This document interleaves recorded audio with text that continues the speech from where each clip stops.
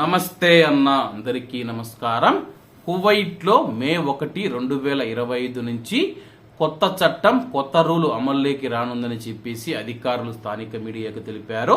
వివరాల్లోకి వెళితే కువైట్లోని ప్రజల ఆరోగ్యం మరియు భద్రతను పరిరక్షించే చర్యలలో భాగంగా కువైట్లోని public authority for food and nutrition authority అన్ని ఆహార సంస్థలు అలాగే కర్మాగారాలు మరియు ఉత్పత్తుల సరఫరాదారులు ట్రాన్స్ ఫ్యాట్ ఏదైతే ఉందో దాని యొక్క యాసిడ్లను తొలగించడానికి కొత్త నిబంధనలను తప్పనిసరిగా పాటించాలని చెప్పి ప్రకటించింది.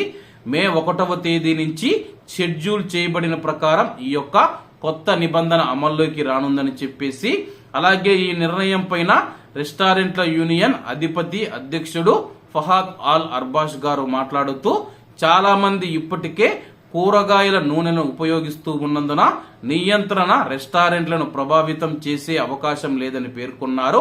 అయినప్పటికీ కువైట్లో మనం చూసుకుంటే హోటళ్లలో కానీ రెస్టారెంట్లలో కానీ వండుతూ ఉన్న ఆహార పదార్థాలలో ఏవైతే ఉన్నాయో వాటిలో ట్రాన్స్ ఫ్యాట్ ఎక్కువగా ఉందని చెప్పేసి, ఇది మోతాదుకు మించి ఎక్కువగా ఉంటే ప్రజల ఆరోగ్యం దెబ్బతినే అవకాశం ఉందని చెప్పేసి, వాళ్ళ యొక్క ఆరోగ్యానికి హానికరంగా ఉన్నందున దీనిపైన మేము ఆంక్షలు విధిస్తూ ఉన్నామని చెప్పి అధికారులు తెలియజేశారు. ముఖ్యంగా మనం చూసుకుంటే చికెన్ కానీ మటన్ కానీ లేకపోతే మెక్డొనాల్డ్స్ కానీ బర్గర్ కింగ్ కానీ ఏవైతే ఉన్నాయో పిజ్జా బర్గర్ ఇవైతే ఉన్నాయో దానిలో ఎక్కువగా వాడుతూ ఉన్నారు.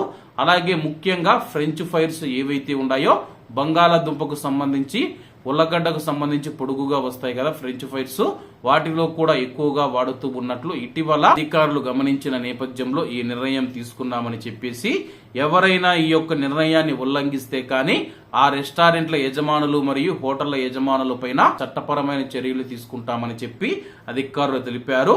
ప్రజా ఆరోగ్యాన్ని పరిరక్షించడం మరియు ఆరోగ్యకరమైన ఆహార ప్రమాణాలను ప్రోత్సహించడంలో భాగంగా ఈ నిర్ణయం తీసుకున్నామని చెప్పేసి అధికారులు తెలియజేశారు. కాబట్టి కువైట్లో ఉన్న భారతీయులు ఎవరైతే ఉన్నారో ఆరోగ్యం పైన దృష్టి పెట్టాలని కోరుకుంటూ, అందరూ బాగుండాలి, అందులో మనం ఉండాలి. అందరికీ నమస్తే అన్న, జై హింద్.